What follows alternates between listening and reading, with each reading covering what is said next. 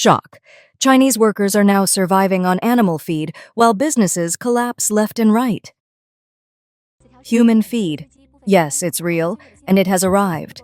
Open Douyin Mall and search human feed, and you'll see it. Full nutrition meal replacements now trending. While you still resist pre-prepared meals, your ultra-hardworking colleague has already moved on to this feed. From what we've seen, it's basically a powdered survival mix, similar to milk powder, providing only the bare minimum nutrients to keep people alive. The goal? Kill appetite.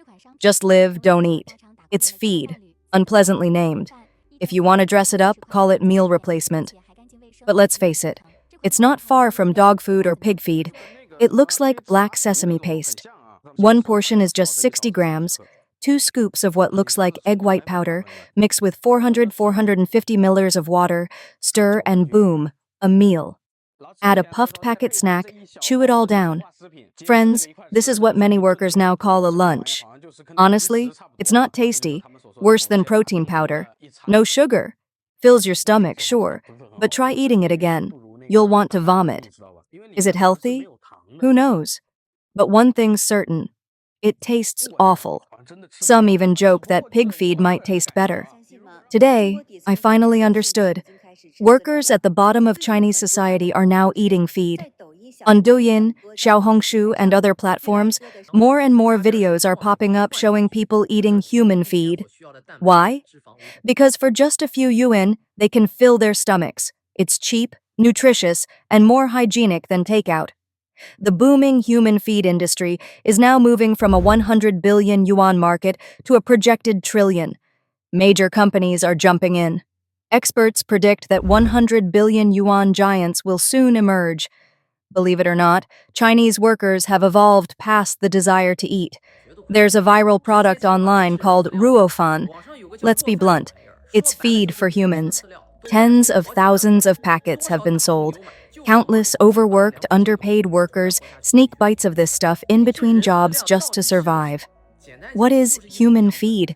A mix of protein, fat, vitamins? Just add water and drink. It won't kill your hunger completely, but it will stop you from dying. Don't expect flavor. This is survival, not enjoyment.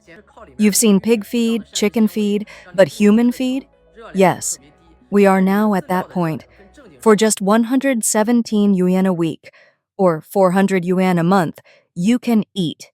It slashes your living costs, and if living costs drop, so can wages. Just what companies want. Can you believe it? Appetite itself has been streamlined. From fast food to takeout to pre-prepared meals, now to human feed. It's real. Online sales have exceeded 20,000 orders. The poorest, busiest workers, too exhausted for lunch, now live on this. No time to cook, no energy to eat.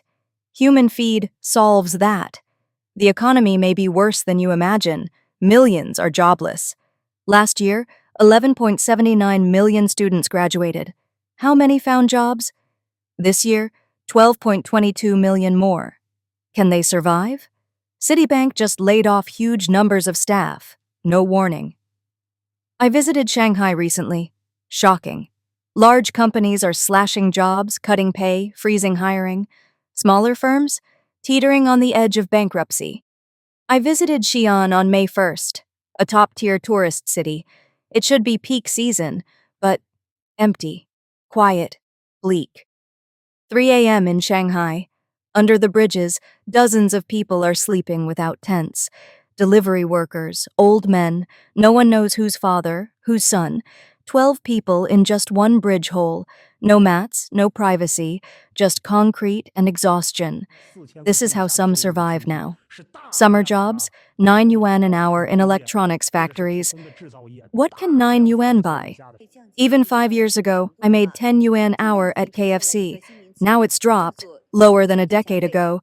Students are being squeezed for cheap labor, while factory owners cut pay to the bone. China's consumption is collapsing. In Shanghai, elites used to dine on 200 yuan meals. Now they settle for 12 yuan boxed lunches. Even Michelin restaurants are launching poor meals at 398 yuan. Restaurants and milk tea chains are dying. Last year alone, 3 million restaurants closed.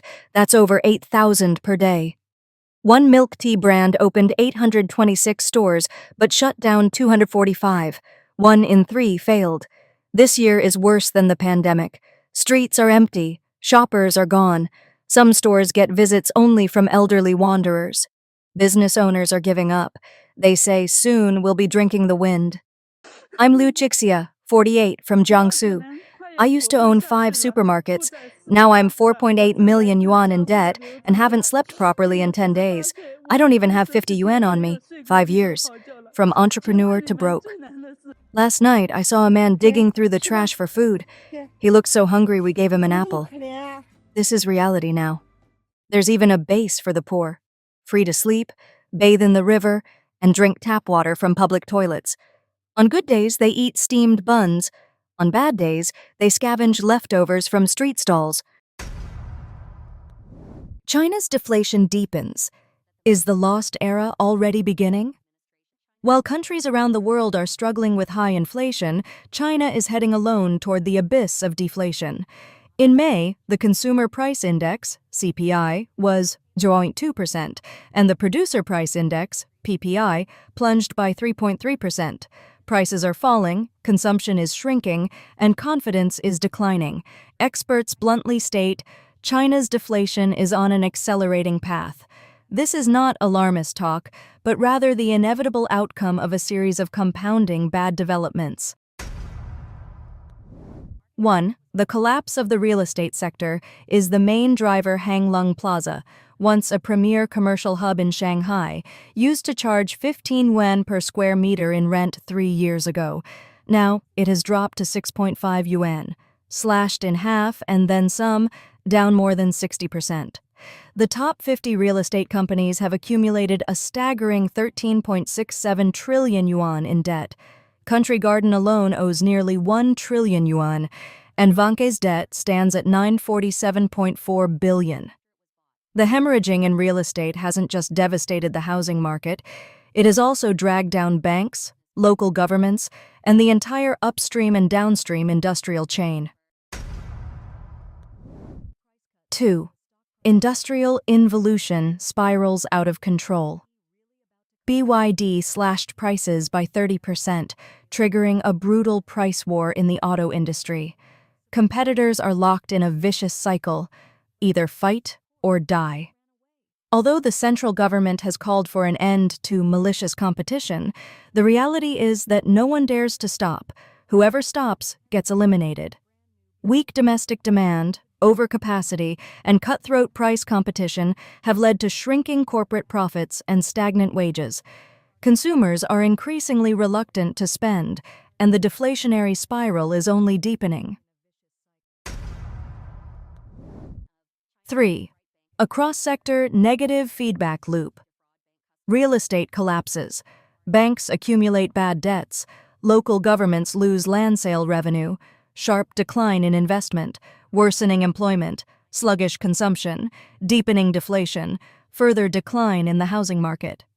This is a self-reinforcing vicious cycle, where policy tools grow increasingly weak and market responses grow increasingly cold and rigid. Is China on the path to Japan's lost 30 years? Academics warn, if deflation and industrial involution continue to worsen, China risks following in Japan's footsteps and falling into a lost era. This is not merely a financial warning, but a summary of deeper structural ailments. China's economic miracle was once driven by the real estate sector and supported by a demographic dividend. But now that both engines have stalled, deflation is no longer just about falling prices. It's a crisis of confidence, a systemic issue, and a political challenge. As Zhao Xiao put it, deflation doesn't mean prices are cheaper, it means the economy is bleeding. When companies are too afraid to raise prices, consumers are too afraid to spend, and the government is too afraid to stimulate. The engine of an era is stalling, and the backbone of confidence is collapsing.